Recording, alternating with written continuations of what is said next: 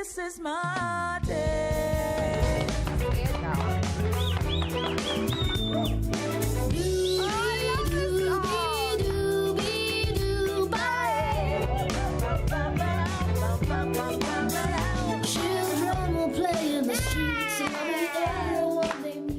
Welcome back to Trending SA on SABC3, where the stage is yours.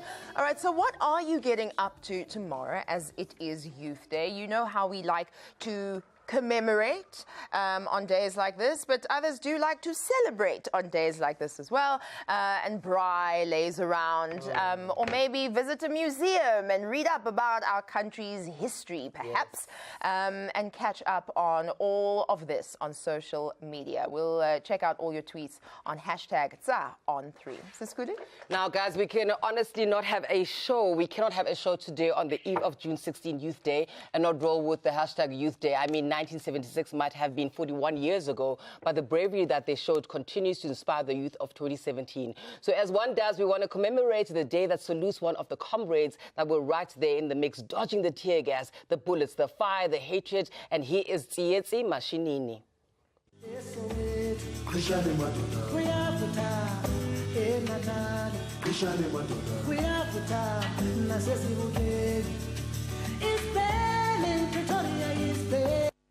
It's on fire, so it's on fire. It's burning, my body is burning. It's on fire, it's on fire. I, with the help of a number of students, organized, planned and executed the demonstrations. Tsietsi Mashinini was born on the 27th of January 1957 in central western Jabavu, Soweto. He was active in his local Methodist parish and chairperson of the Methodist Wesley Youth Guild at the age of 16. He was a passionate reader. This was spotted by his history and English teacher, Abraham Onkgopotse Tiro, who taught at the Morris Isaacson after he was expelled from the University of the North for his political activities. Let's look at these images.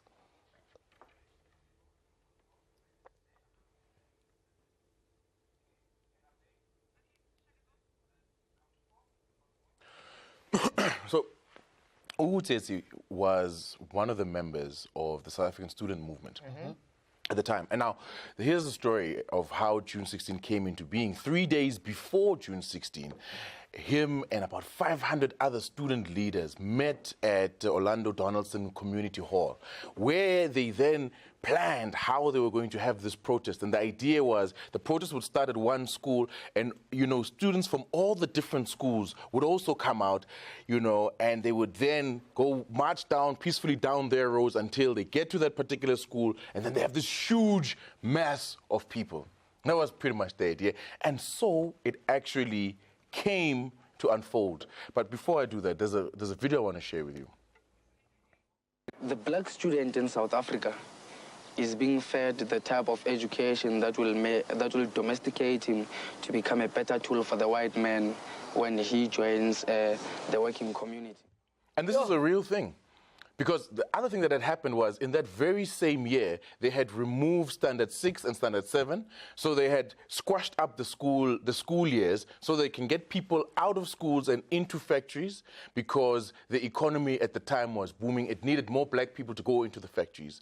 And this is why they had to be taught in Afrikaans, so that when they go to work, the boss can tell them what they want to tell them in Afrikaans, and they all understand it. These students decided they were going to protest on the day, and they'd been keeping it secret, even from their parents. They hadn't told anybody. On the day, the students converged. They came with the placards that they'd been painting for the past couple of days, and they converged at that particular school. Tsietsi Mashinini stood up and he made a speech. He led them in song, and then he led them out of the gates. They started marching, very well disciplined.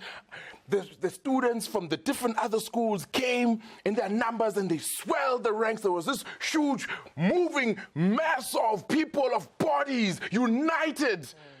And then they approach, what they see is a roadblock. Police had blocked off the road. The police had known that there was going to be a protest, and they made sure that they were blocking off all the roads across the different townships. Tsietsi Mashinini stood up when he saw the police in front of all the students and gave a speech. He said, "We are marching peacefully. Do not provoke the police." And that's how they proceeded, but the police killed the students anyway. All of a sudden, they just went out of their cars and came advancing towards us. The first white policeman threw a tear gas. It was the first time we saw a tear gas can. We didn't know even what it was. So when we saw it emitting smoke, we dispersed. And when we came back again. Maybe we thought they would talk to us through a loudspeaker or something like that. All of a sudden, the same policeman who threw the tear gas canister opened fire on the student. And these are high school kids, you know, kids under age 18, 15, 14, 16-year-old kids. And those are the horrific events of that day which saw the South African police brutally shoot live bullets at peacefully protesting students. And his heroism and his leadership turned Tsietsi Mashinini into an instant hero and an activist of national importance. He stood steadfast against state harassment and imminent arrest, issuing press statements and calling for students to boycott classes. He wrote critically of the police's actions on the 16th of June that saw the innocent students massacred. Even the legend, Dr. Don Matera, knew and voiced his opinion about the great ways of Tsietsi Mashinini. The system of apartheid denied them that. The security police denied them that. And this boy was caught in the whirlwind of the struggle. And he put on the mantle. So Mashinini became an enemy of the system. And in particular the hostel dwellers, guys. So the police frequently converged on his home in an attempt to arrest him. On 2 occasions, they actually dressed in women's clothes and eluded arrest, becoming the most wanted man in the country. The police offered a 500 Rand reward for anyone who could supply information that would lead to his arrest. In the end, Tsietsi had to flee the country and make several foreign countries his home. And then this is the most shocking thing. So Mashinini died under mysterious circumstances in 1990. He was hospitalized for multiple injuries. Obviously, they found him, apparently with the result of an attack. I mean, very obviously the result of an attack. He died a few days later. Mashinini's body was terribly disfigured. His left eye had sort of fallen out in his coffin. His left ear was bleeding. He had deep bruises on his face, including a large scar on his forehead. It was horrendous. On the 27th of April 2011, the government honoured Tsietsi Mashinini posthumously with the Order of Luthuli in gold for his inspirational leadership to young people, for the sacrifices that he made while leading students against Afrikaans as a medium of instruction, and for his role in the struggle against apartheid.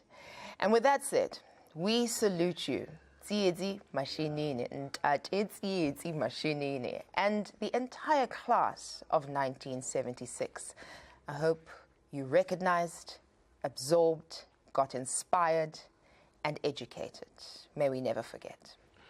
I think thinking about this is one of the reasons why it is important to think about how we conduct ourselves in protest, because we do now take it for granted that we can do anything because the space allows it to, you know. But these kids were protesting at a time where a peaceful protest could get you killed. So to be flippant about when we mobilize people for a cause, you know, I think is the wrong thing. It's not the way to honor the memory of people that have fought hard and laid their lives down for us to have the right to protest. You know, tomorrow I'm going to be at the memorial. There's also going to be a memorial for Haistie Ndlovu. Haistie Ndlovu was one of the student leaders as well. He was 18 years old. He was the first one to be killed. And based on the evidence, it was a hit. It was not a coincidence that one of the 18-year-old guys who was right at the back was shot by police. So it puts a different spin on the stories that they have been saying for many years, that it was an accidental shooting. It just happened because the students turned violent.